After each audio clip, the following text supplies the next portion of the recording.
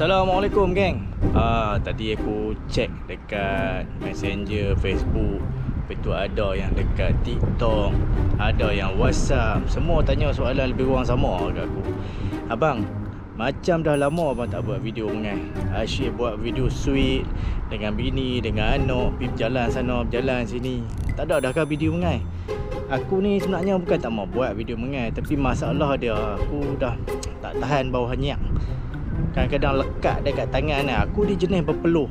Bila lekat dekat tangan ni, mulalah kita nak lap peluh kita kan. Macam ni kita lap kan, contoh kan. Ni lap. Oh tu hanyak. Kadang-kadang lap belah tangan kiri. Lap peluh kan. Lap peluh. Tu dia hanyak.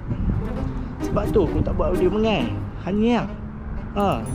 Tak apalah, nanti kalau aku free aku buat video mengai kat abang tu. Mungkin aku bawa sabun sekali kot nak bagi hilang hanyak tu kan. Okey geng, jom. Harap dapat jawab soalan hampa tu lah. Abang jangan marah kat aku. Nanti aku buat video mengai.